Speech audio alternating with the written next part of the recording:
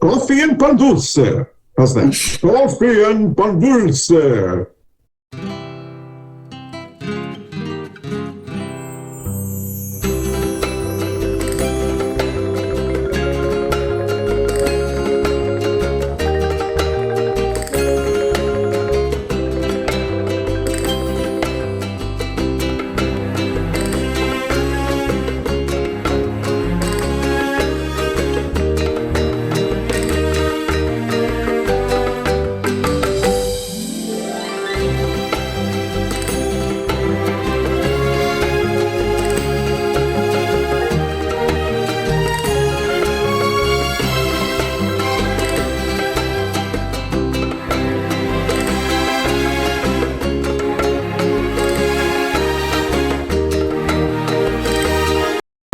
Hey, I'm Christian Cano. You're the co-host. My buttons are Moms Demand Action, Gunsmiths Legislation, Healthcare for All, Medicare for All, and also in my heart, Black Lives Matter on behalf of Joe Oldham, who's a guest of ours who passed away last year.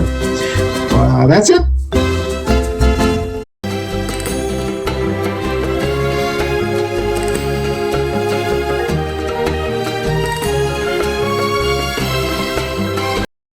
Hello, this is Jenny James Gunn.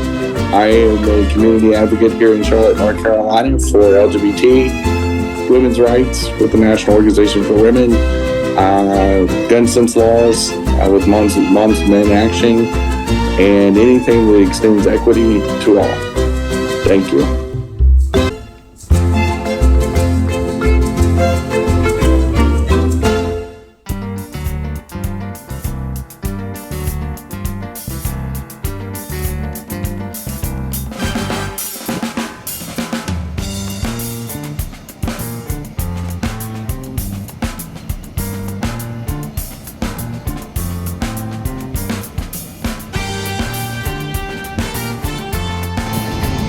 Christian Cano here at the Trump Green Algae Cement Pond.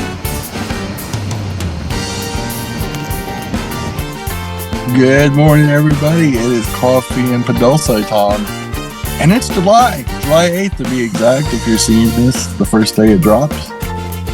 And Christians, if you're watching this and not listening, for our listeners, I'm going to describe Christian's background here on Zoom. He has got a Lincoln Memorial and a big green swamp behind him. Yep. And it's interesting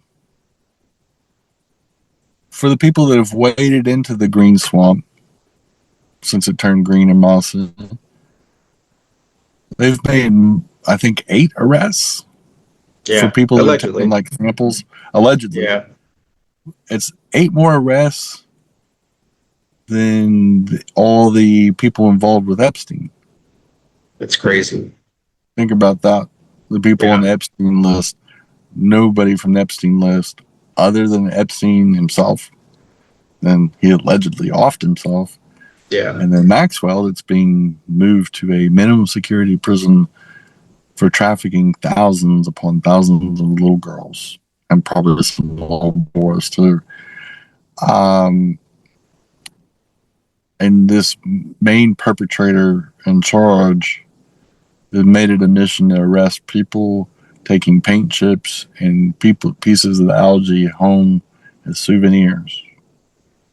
That's what our world and our country has come to, is we're more worried about people piddling around in Trump's swampy pond that matches his swampy ass versus the many kid diddlers that are roaming around, including the famous ones, especially himself. No arrest made on that. Yeah. The Attorney General of the United States is not going, as long as he's in charge, is never going to prosecute any of them. In fact, it's probably why many of those people also happen to be large contributors to his campaign. Allegedly Peter Thiel, Elon Musk, and the list goes on and on. It's not an accident. They used to call the Epstein Island Billionaires Island. But anyway, I digress. Christian, take it away. Yes, I got really sad there for a while. As Gersemi said, welcome everyone. When you watch this show, it will drop on July the 8th. We are already halfway past 2026, even closer to the midterms. We want to thank, this is Coffee and Pan Dulce, by the way. We want to thank everyone who joins us on Facebook, YouTube, and TikTok, who watch us, and also the thousands who listen to us on your favorite audio podcast platform. As Gersemi said, right before we started recording this show, I changed my background to Gersemi had a very good point earlier, and I'll have her kind of repeat that. But I'm calling it, until we can come up with a better, funnier name, the Trump Green Algae Cement Pond. Kind of a takeoff of the Beverly Hillbillies. You know, they called their pool the Cement Pond. So it's as trailer trash as we can get in America. That our national pool is green. You think this whole Cement Pond scandal is not a appropriate metaphor for where we are? Oh my God, that's the whole reason. In year 250 of this empire, this American empire. Mm-hmm. It's really a metaphor for the whole country. Right? Sure. Really, how it's just burning down around us, both metaphorically and actually physically. I don't think there's any more appropriate 250th birthday present to our country, since this is on public national park land. Yeah. How a perfectly good reflecting pool turned into a swampy cement pond. Well, and we're going to kind of talk about all the scandal about it, because I know you're right, exactly right, it's a perfect. That's why when people ask, well, why are y'all? I'm not even paying attention to the cement pond or the reflecting pool, the green, and the algae. The reason I think people are paying attention to it is because I think people come from different groups. You have one group of people that just really hate Trump, and they want everything that he touches to fail. You have another group of people who just love him, and no matter what he does, it's got to be vandalized. It must be someone else. It's never their fault. And then you have the majority of regular sane Americans that realize the whole reason this is so delicious is because Trump is such a dick and such a narcissist that he can't even admit that he screwed up. Well, if this been you and me, let's say you and I were living in Texas, we were neighbors, and you had someone come and redo your pool, and I looked over your backyard and I said, "Hey, Gersemi, looks like it's turning green." You would have not said, "Oh, you're lying, it's not green. You must have." You would have said, "Dag nabbit, that pool company screwed it up. I'm going to sue them." That's what you would say. That's an interesting point, because I wanted to talk about this on the show. Okay. We can do it after the Barb's turn. Let's do the. Sure. We need to repeat that, because there's definitely something I want to ask you specifically about that. Sure. About that. All right. Well, then you make note of that one, because we're going to go directly into Barb's current events, and then after we take our first break, we'll talk about that. And so, as everyone, welcome everyone. I want to thank everyone who's joining us, and I also, I'm Christian Cano. In case I haven't said that already, I'm recording remotely from all points North Carolina. Gersemi is probably in West Hollywood. Are you back permanently back home now? Right? You've been home for a couple of weeks. We've been back in California since about mid-June. Okay. And I guess, I don't know. I can't tell you exact dates, because I honestly don't remember. So much has been going on. I am actually recording from outside the VA, West VA, the Veterans Hospital. Again. Okay. And so just part of life. Sure. But yeah. Most of the time we're in West Hollywood, so excellent. We live in West Hollywood. I'm sure. Or adjacent. I'm sure you guys are enjoying beautiful weather. So, all right. So it's let's actually go ahead. Amazing weather. yeah, I imagine. Okay. I do want to give a quick shout out real quickly for those who watched our 400th episode. We had Barb Bacon, the namesake of our next our next segment here called Barb's Current Events. She was back on. It was a wonderful show. I also want to thank all of those who watched all of our promos and our shows about Pride. We'll be dropping more of those this summer. I got back from just a couple weeks ago from Capitol Pride in Washington, D.C., did some great interviews, and was at the cement pond when they were starting to arrest people, allegedly, and we'll kind of talk about that. So we'll make that whole segment about it. But let's go ahead and jump directly into Barb's current events.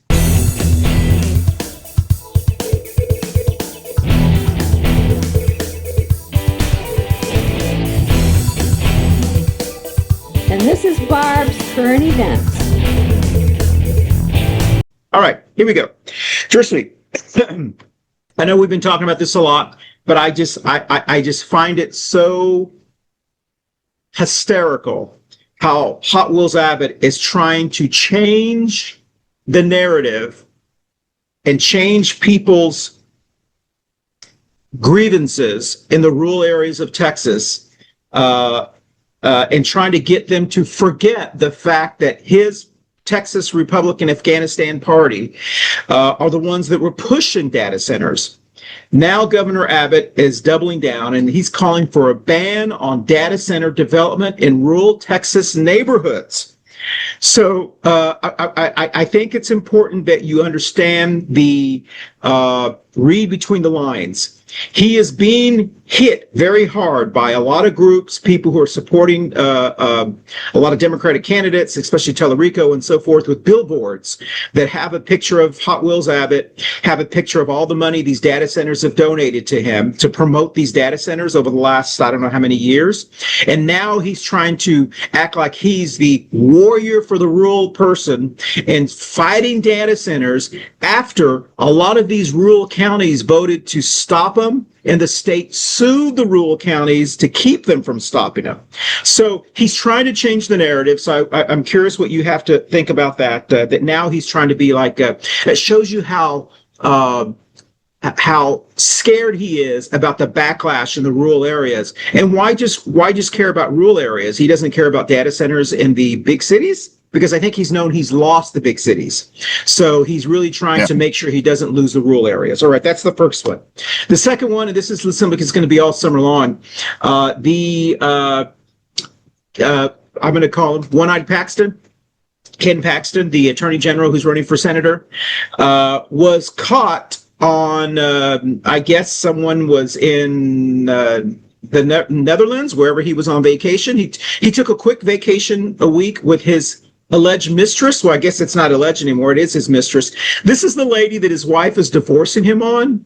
She's a Christian influencer with 7 kids, 3 baby daddies. Okay. I want people to understand this. Okay. Anyway, there was a person that was videoing him, and he was like rubbing her arm, and then he noticed someone was videoing him, and he looks up and he puts his hand down real quickly.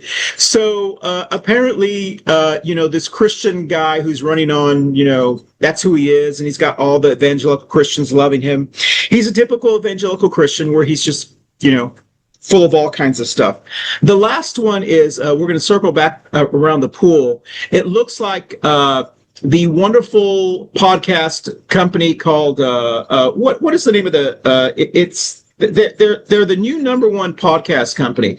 I think they're called Midas Touch, the Midas Touch. They're the #1 podcast, a very progressive podcast, and they do wonderful investigative stuff as well. Well, they have found out that the material that was lining the reflective pool was toxic. It's got this toxic material, and they found out by accident because they found barrels of what they were lining, pictures of it, and they went like to the company that makes this. They looked at the website, they looked at all of the OSHA stuff that you have to do with this material. That's why these little ducks were dying that go into them, because the toxins in that liner is seeping into the water. So when the little baby ducks drink it, it's too much for them, and they were dying. And so it turns out, and as a result of that is a violation of a lot of federal laws. And so that is the new scandal for the reflected pool. So, okay, those are 3 We're going to make this a short episode, so tell us what you think about those, Gersemi. Gotta love it that Republicans are bringing back lead paint. Just fucking, what are we gonna do next? Bring back segregation? Everything about this whole very preventable reflecting pool thing. It's one of the dumbest fucking things I've ever seen somebody do as a president of the United States. It's just stupid. And he's done. He does stupid stuff on a daily basis, but this is probably one of the dumbest, most preventable things that's ever happened since Trump took office again. He clearly violated protocols on federal bids.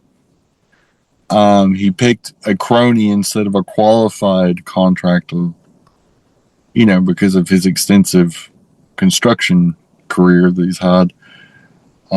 Makes you wonder how safe his resorts really are. Yeah, exactly. Think about this. This guy's been in real estate and construction for 40 or 50 years. Supposedly has a real crack team. This guy's an associate of his somehow, because it is. Like, it's already been documented that he has an association with these people that have no federal experience, didn't have to put a competitive bid in, had nobody to compete against. It was a no compete bid process where they hand selected somebody, which is already sketchy.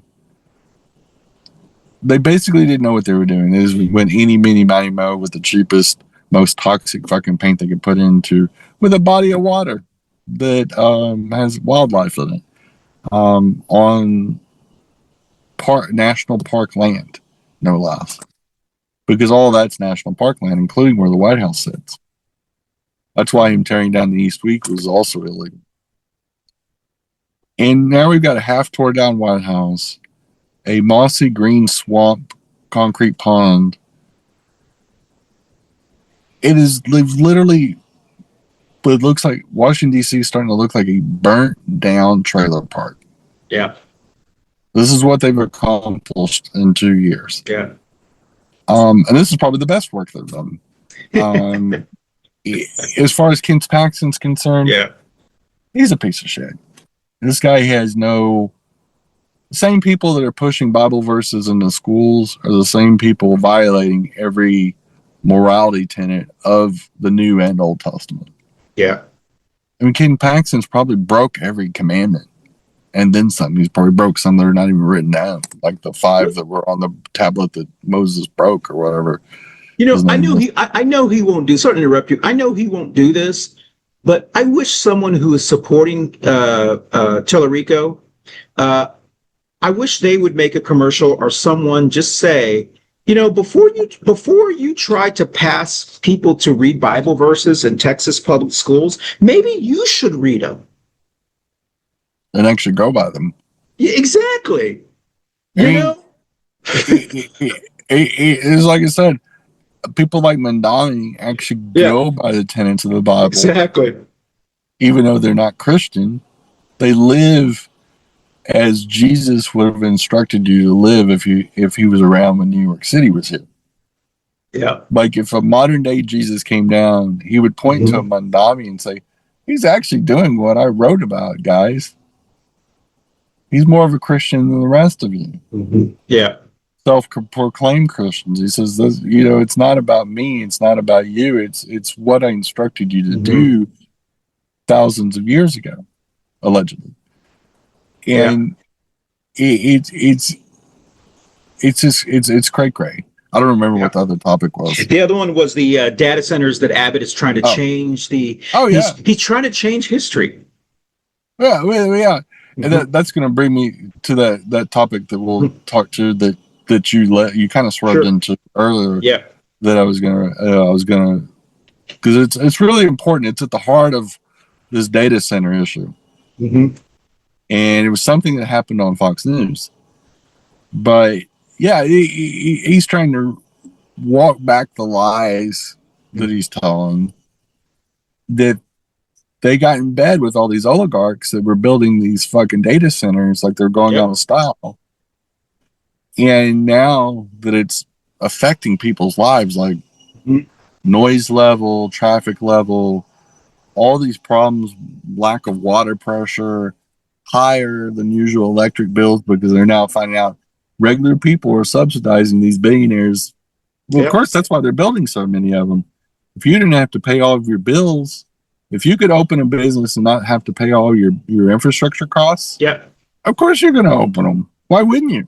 This is the same governor that I think it was last summer, if I'm not mistaken. He came out and said when he was welcoming Elon Musk, Tesla was moving to Texas and they're, going to do all this stuff. Elon Musk has made this new city down in South Texas that's really all his employees and stuff, that said that Texas is going to be the data center capital of the world. Yeah, he did. And now he's like, I'm fighting for you to stop these data centers.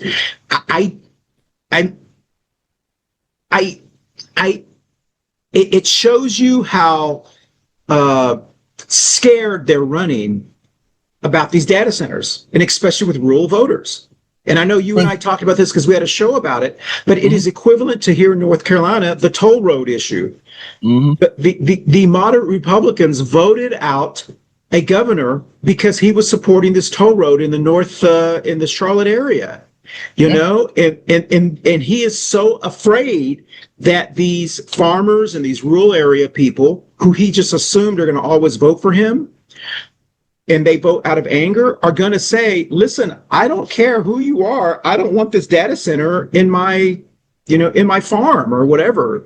Well, it's because there was no oversight or public hearings on most of these data centers construction. In fact, there was none in Texas. There was nobody that said, should we build these?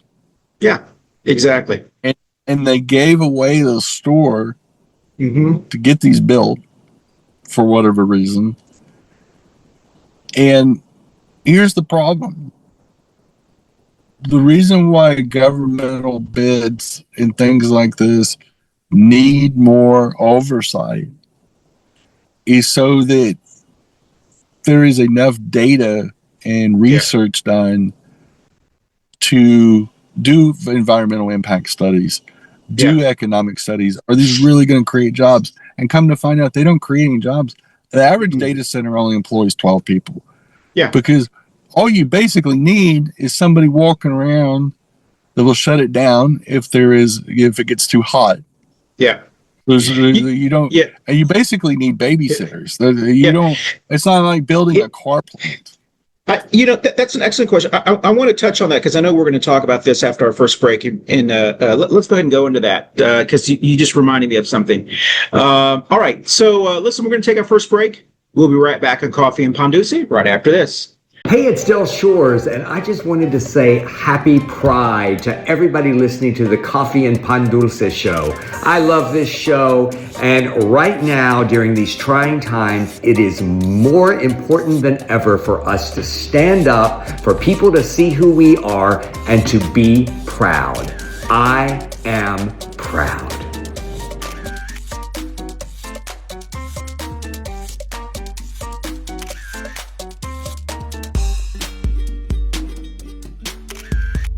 Hey, y'all, thanks for watching and support local Black and brown businesses, including our sponsor, Manolo Bakery.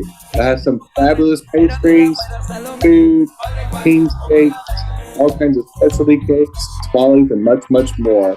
Some of the best food you eat in Charlotte, North Carolina. Again, Manolo's Bakery, right here in East Charlotte. Thanks for watching. Hey y'all, thanks for watching our spring shows and sticking with us. And we've got a fabulous summer lineup. I hope y'all are excited as I am, and let's enjoy our summers. Hot girl summer. See y'all. Bye y'all. Bye y'all.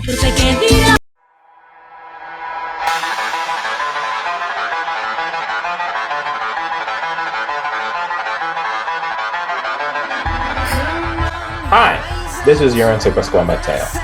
I am back. Spedicare is back in 2026, and yes, my hiatus was sad, and it was caused by a bunch of, butthurt losers. But I'm not going to say that. Don't worry, I'm here. I'm going to be annoying. I'm going to say fuck fascism, and I'm going to stand up against this shit. So please like, subscribe, enjoy my show, and let's fight against the bullshit that we continue to live with.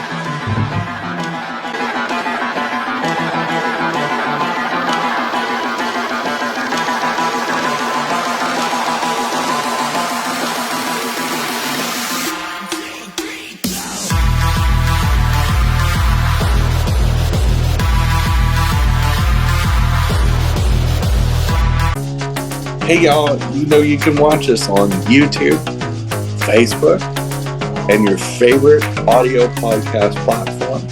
You can catch your special editions of Coffee and Pan Dulce as always. And we appreciate y'all listening.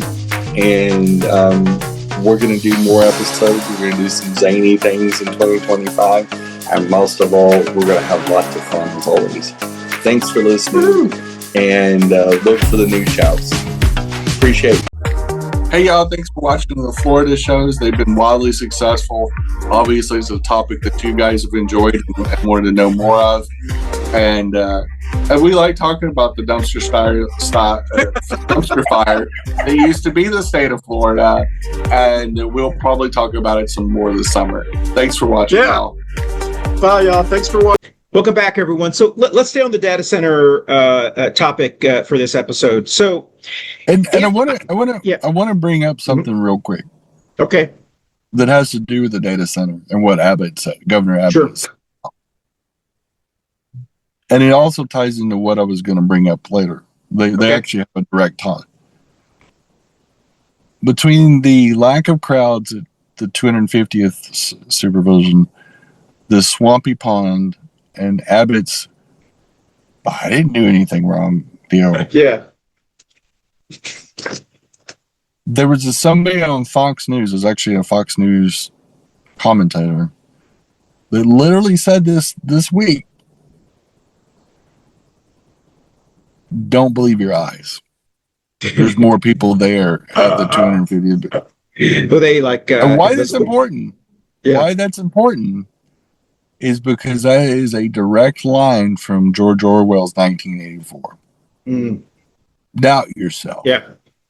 Follow what the government's telling you. Don't believe your eyes. The president's right. The governor's right. Forget that I said that Texas is the data center of the world. Don't believe your eyes. Don't believe your ears. Believe what I'm telling you now. Comply. Go along. And that's what we're facing with MAGA. No matter what the scandal is, they tell you that same thing.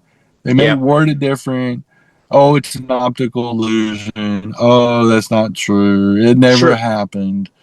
You know, whatever it is don't believe your eyes. And it's a chilling thing that Fox News actually said that. Yeah. Because that's what Governor Abbott and these politicians, mostly Republicans, bomb rushed into this data center gold rush with no due diligence or protection of the people, which is they're supposed to be when they're doing these projects. They're supposed to be standing between the people that it's going to affect and greedy corporations. And they just didn't do it. So, hey, just two comments real quickly on what you just said. So the first comment I would have is a statement like that, and this is Fox News viewers, okay? So it's going to be a kind of a slam towards Fox News viewers. First of all, they're not the brightest in the world, all right? Let's just, I think we can all agree with that, right?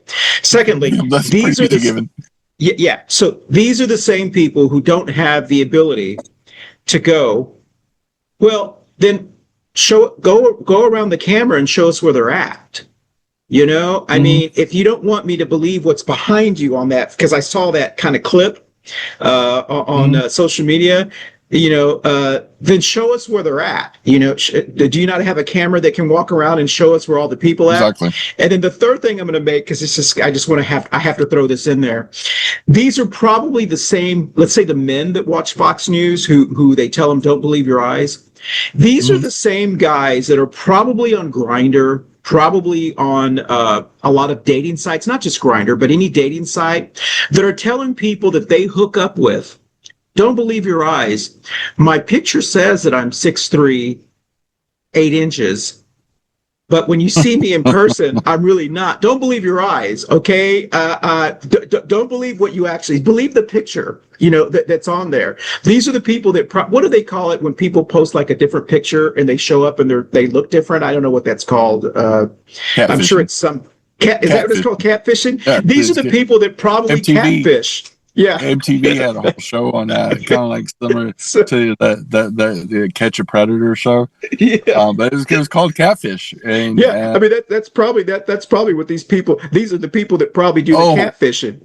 So so when you say that, Gersemi, that's like someone who is like a catfisher, isn't it? Well, they usually for their personal profile pic in these dating sites and hookup sites, they either have a mean coin picture, or picture or an old picture, or their high school picture from 1982 graduation ceremony, and the motherfucker's 58 years old now. Exactly. I'm like it's or they say looks younger than what, 100? I mean,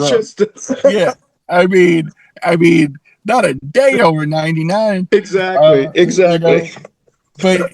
Yeah, you're exactly right. Your example in story is the quintessential Republican MAGA evangelical Christian mentality, which is do as I say, not as I do.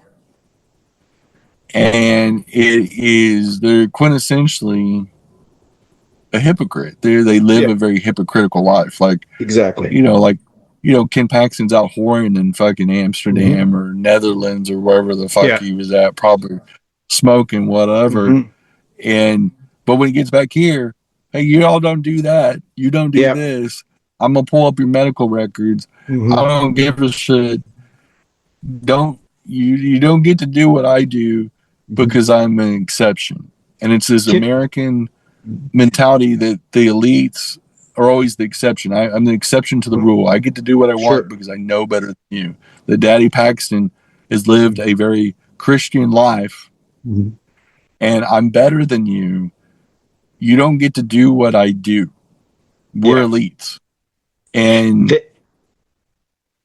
it is this mentality that has been going around since I know when I was growing up in Texas, where at that time I was surrounded by a lot of Southern Baptists, and they were these very judgmental, religious, doomsday kind of people on Sunday, but on Saturday nights they would go out, whore around, smoke pot, do all the things, but as if though you don't really see what I'm doing. I'm going to go to New Orleans and whore around, but when I come back, I'm going to be this really good Southern Baptist person. I'm going to go down to Key West and go to nude places and whatever and swing with my wife. But when I come back, I'm really a religious person. That's a typical evangelical Christian mentality that if it's not happening at home, that's just kind of the way it is. And all religious types, especially if they're in a hierarchy or a public life or in a leadership position of some type. We've seen this with Islamic people that have got 100 Rolls Royces and 50 wives, and we've seen this with the Mormons. We've seen this with the Jews. Don't bomb us, but we can bomb Lebanon anytime.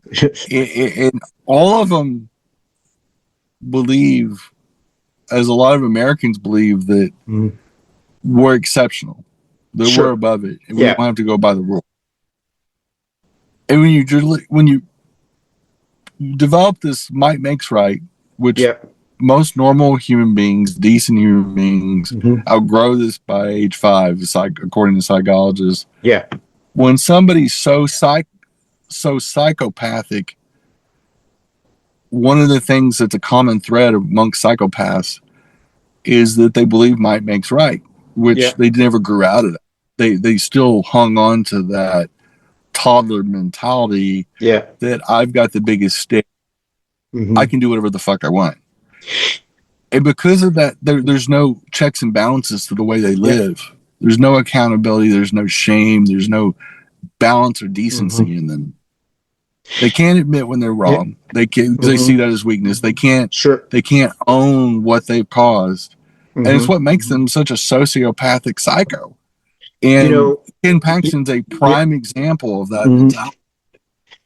And I want to kind of piggyback on that because we're going to take our last break and then kind of wrap it up here. But if you like what you hear from Gersemi, she does have a show that comes on every Wednesday at 11:30. It's called Two Queers in a Truck. It drops on all your favorite audio and video podcast platforms like TikTok, YouTube, Facebook, Apple. I have to keep throwing in Apple because I just laughed that whole time we thought it was an Apple. Anyway, don't forget to join her show. Also, don't forget to join Gersemi's show called Espera Que. Drops bi-weekly on Thursdays at 7 p.m. And then, of course, the Tony Foreman show that is on hiatus all summer long, but when it comes back, it will be a bi-weekly show as well. But there's a lot of old episodes on there as well. And then, of course, Circuit Queen. Don't forget to join that show as well. So don't forget to join those shows on Cannis Media, and we'll be right back on Coffee and Pan Dulce right after this. Hi there, it's Jennifer Roberts in Charlotte, former mayor of Charlotte. And I just want to say how wonderful it is that we have a Pride Parade and Festival here every year. It's so great to celebrate with the community, to let people be who they are, to let people love who they are, and to have the whole community share in that celebration, especially in these challenging times when too many people are being targeted just for who they are. So let's go Pride!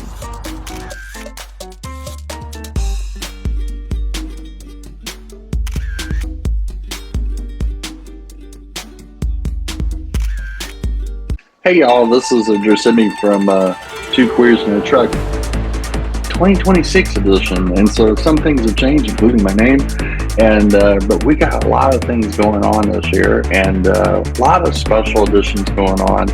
Great new shows in the Cannis Media group. Again, our old standby Coffee Pan Dulce, and so many more new podcast stars. We're excited for 2026 and what's going to be going on. And always, tune in to Christian and I on Two Queers in a Truck. How it all started in the summer of 2020. We'll see you later. Bye, y'all.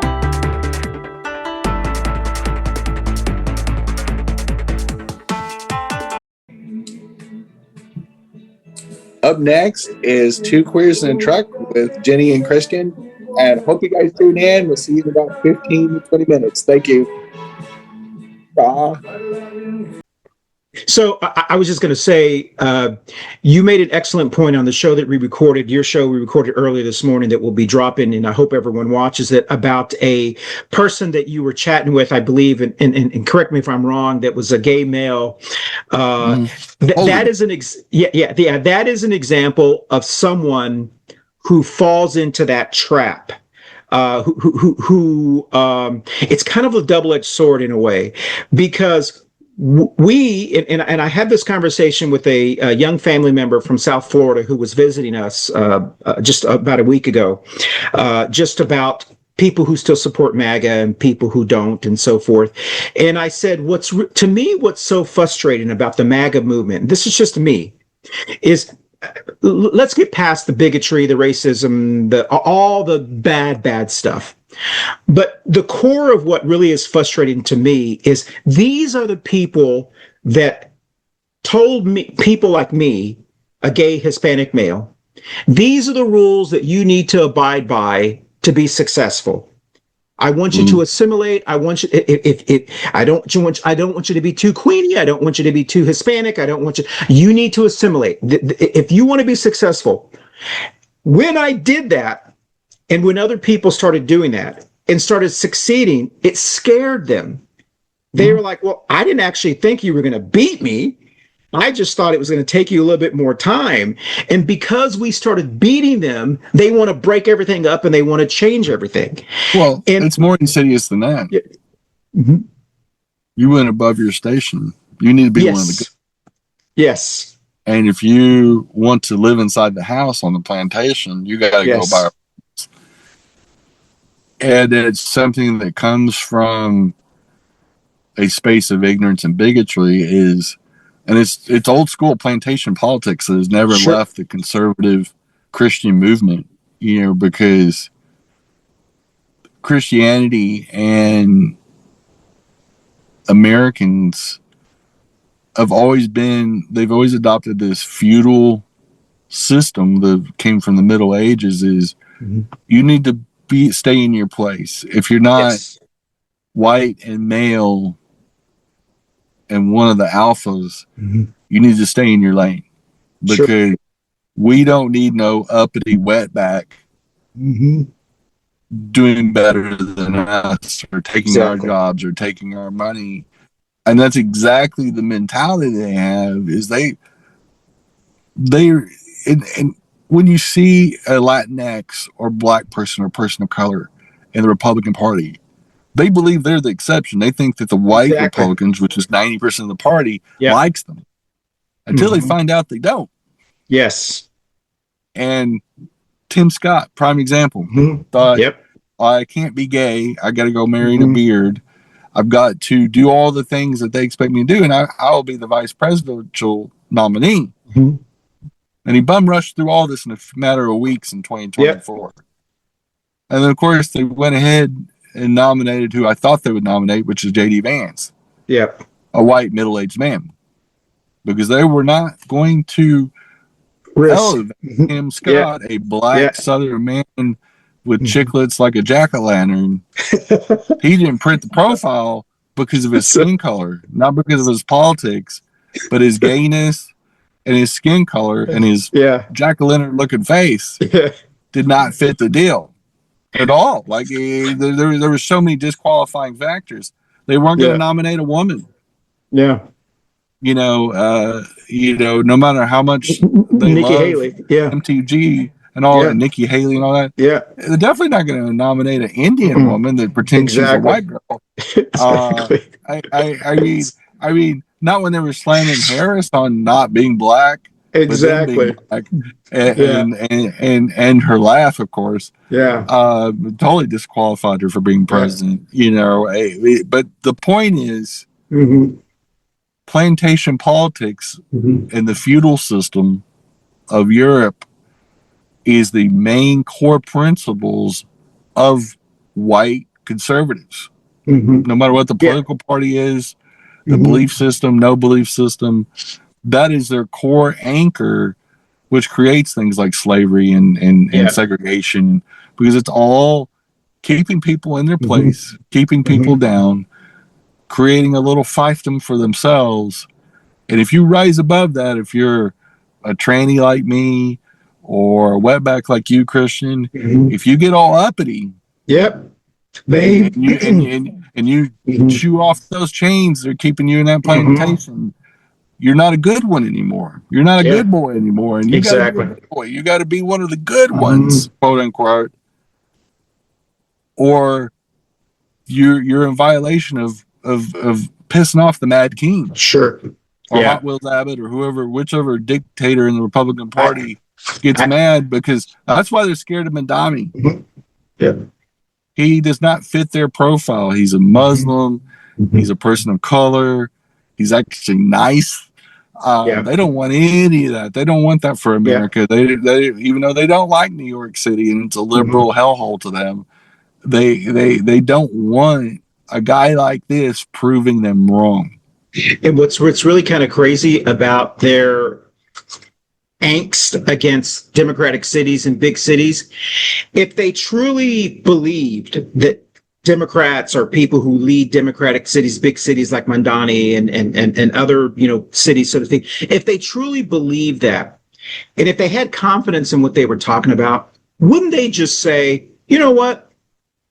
I'm just going to let him ruin that city. Yeah. He'll get voted out next cycle. Yes, but they're afraid that he's going to succeed. That's what fears them. They're so afraid. Exactly. That's why I liked Eric Adams. He was a piece of shit and he loved the status quo. So then they can say, he was a dino. He was everything the Republicans loved about sellout Democrats. Exactly. And Madami's the opposite. He doesn't give a shit how old a tradition is in that city. If it doesn't serve modern New York City in 2026, he's going to change it. Exactly. Or he's going to die trying. This guy, is a doer, and he is doing things, and he is winning. He is winning converts. New Yorkers love this guy. Because we were up in New York this summer.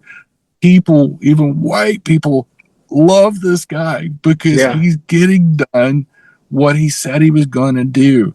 And the bottom line is, when a politician does what they say they're going to do, for the most part, that's our standard here in the United States, which is a very low bar, is that we keep our promises. Can I just, I know we've kind of run over a little bit, but I just kind of want to end with this, because you did make this statement. I don't know if it was on this show or the ones that we were recording for you, about the turnout for Tellerico in Texas. That he held a rally in the backyard of Ken Paxton in the McKinney, Plano, Frisco area, whatever that North Dallas area is. His home and about the demographic and what the audience looked like. One of the biggest fears, and you and I know this, growing up in Texas, one of the biggest fears about the modern MAGA Republican in Texas specifically is that people in the rural areas, people who may not be as informed as you and I, will realize that not all Democrats in Texas are black and brown people, that there are a lot of moderate white, independent white individuals. And so when they see Tellerico's crowd looking like them and not like what they've been told, oh, it's just the black people that like Democrats, or just the Hispanic, the immigrants that like Democrats. When they actually see the people like that, it scares them, because they painted this image of the Democratic Party in Texas, that it looks a certain way. And when it doesn't look a certain way, and that's why I think Tellerico scares them, is because he is 8th generation Texan. He is like the type of really good person that you and I probably grew up with, that, there were some crazy Southern Baptists, but there were also some probably really good Church of Christ people that I remember growing up with, that were good people. I'll go a step further. Sure. He is the Maul Richards. Yes, exactly. 2020s.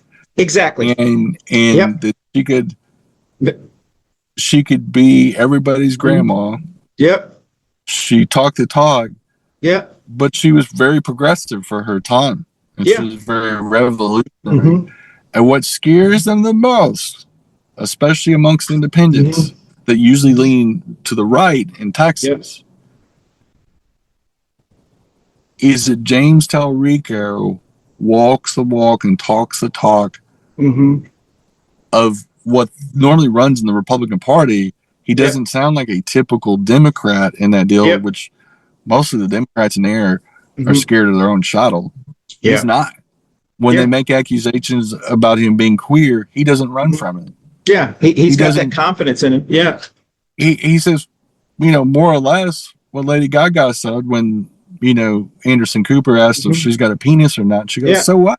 My fans don't care. I don't care. And she didn't answer the question. She never denied if she has a penis or not. Because he's just like, so what if I'm gay? So what if I'm trans? That doesn't matter. Is that I support the LGBT community, but I do have a girlfriend. I'm not a vegan, but I support veganism because my girlfriend's a vegan. So what if somebody's a vegan? There's nothing wrong with being a vegan. And he just moves on. He doesn't make a big deal of it. And he doesn't run away from who he is and who he isn't. And here's something that's a problem with the Democratic Party. And then I'll shut up. There's too many fraidy cats and copycats in this fucking party. And we are so scared to be called a socialist. And why Mondami was successful in New York, he said, I am a socialist. I'm a proud socialist. I'm going to change New York for the better with social programs. Hold my beer and watch this. Yeah. And Tellerico is doing the exact thing. The woman, I can't remember her name, the doctor, the lady doctor. From South Carolina. Doing the exact same thing. Yeah. And these really powerful, progressive people, and she's a white, educated doctor that is saying the same things that Republicans usually say in that deal. And she's painting big old Lady G as the outsider. Yeah. Even though he's a 30-year incumbent. Tellerico is doing the same thing with Paxton. I love what I see because they're not running in fear anymore. And scared money's always lost money in Vegas. Yeah. And that's how you fucking win. That is how you fucking win, is you're proud of who you are, just like Bill Clinton did, just like Obama did, and Biden ran. And that's why they won. They didn't run in fear. We're gonna end here, and it's been a great show. I apologize because we've gone over here just a little bit, but I will say one of the things that Mandani, John Ossoff, Tellerico, that I've noticed what they have in common is they have what I call big dick confidence. That these are the kind of people that when someone says, you know, you're vegan, you're transgender, they're like,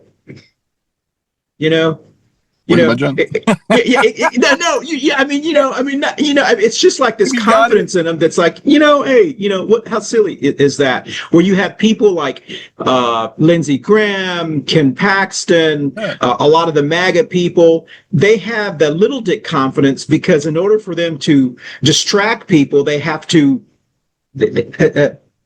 oh, you're ugly. Oh, you're this. It's what I call the kind of the cocky high school quarterback kind of confidence.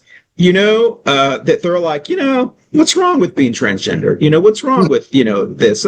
So you called me gay? Yay, that's kind of a compliment. They don't run away from anything, and they're not scared of anything, and they're running with a ferocity and a calm, cool confidence of a winner. And that's how you win. You stay calm under pressure, whether it's sports or politics or anything like that. And people love confidence and cockiness. Exactly. And they're not some thin-skinned little needle dick like Paxton or Hot Wheels Abbott that fucking react like a bunch of big old crybabies that every time that they get a little bit of shit thrown at them, they're like, or you're like Trump did with in the 2016 debates when calling Ted Cruz's wife ugly. Like, you don't have to run completely on the issues, but come on, dude, don't even if she is ugly, it's not like he's an underwear model, either one of them, but it's like anything else, if you got it, you got it. And some people got it, and it's just like any sports hero, like Babe Ruth calling his shot and pointing out to the deal. If you can do it, and you can do it, it's a beautiful thing, and that's why Obama laughs about so many things that are said about him, and the gorilla, memes, and all this racist shit, and all this. He just kind of quietly laughs about it, goes on, uses his $20 Harvard words. He goes, I know I'm smart. Yeah. I don't have to prove it. Listen to me. Listen to Trump. You decide. One guy can barely speak English. Obama can dazzle you with amazing words and amazing works. And look at the crowds that the Obama presidential library drew. Look at Trump's birthday party. Yeah, exactly. Proofs in the pudding. Exactly. Hey, this has been a great show. I want to thank those who've joined us, and we'll be back next week for another edition of Coffee and Pan Dulce. Thanks, Gersemi. It's been a great show. I think the next episode we'll probably talk about the 250th. It'll either be talking about the 250th Trailer Trash Festival. I guess I don't know what a country fair. I don't know what we would call it, or it'll be titled "Big Dick Confidence of the Democratic Party." We'll find out. All right, we'll talk to y'all later. Bye, y'all. Bye, y'all. Hey, thanks for watching Coffee and Pan Dulce, and we appreciate y'all always hanging in with us and viewing our 400th episode a few weeks ago. And have a great summer. Stay out of that pond in Washington, D.C. But, there's no souvenirs in here. There's definitely no prizes. But enjoy America. Go out and see some of it this year for the 250th birthday. And most of all, love one another. Have a great week. Bye, y'all. Bye, y'all. Hey, y'all. Thanks for listening to Coffee and Pan Dulce. And one of our big things is that if you missed any of our other shows, we are on Facebook, we're on Spotify, we're on Apple for the most part, and a bunch of other audio podcast platforms. So if you've missed us, come back. The water's fine. Dip on in. It's 85 degrees here in my imagination.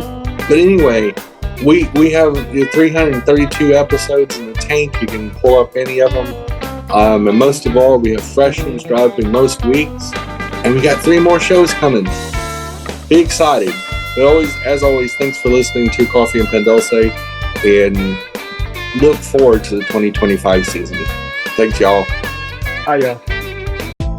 Hi, everybody. This is Yorense from the LatinX Show over here. All I'm here is doing a little quick PSA. Use this summer to do volunteer work. Go to your nearest YMCA. Go to your nearest homeless shelter. Go to whatever community services or programs that you can help out and volunteer.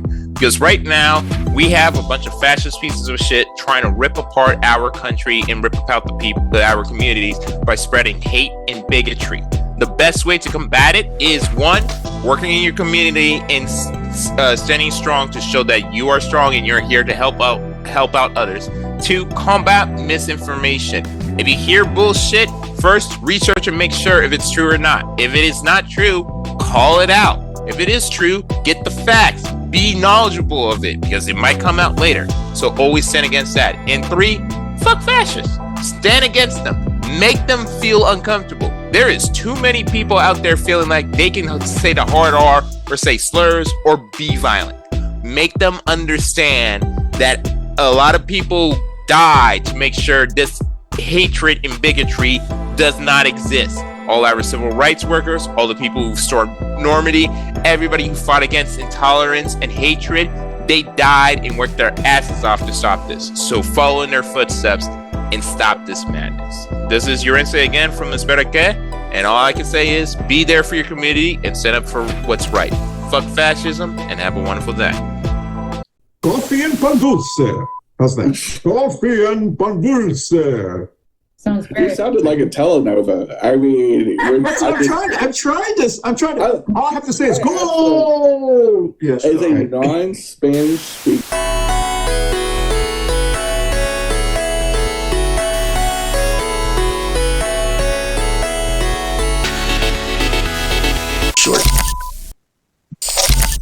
All right, let's talk about his Jesus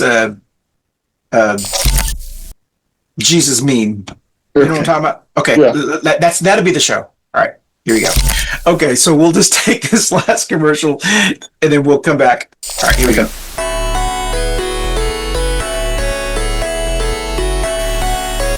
And this is the Jenny Award.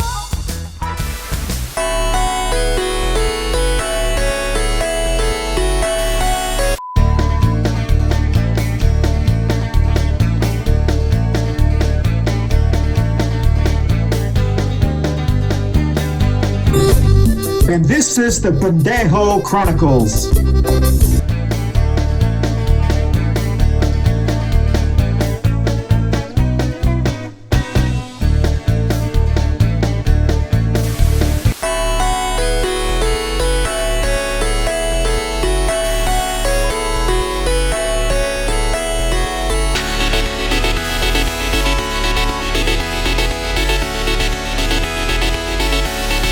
Coffee and Pan Dulce. How's that? Coffee and Pan Dulce.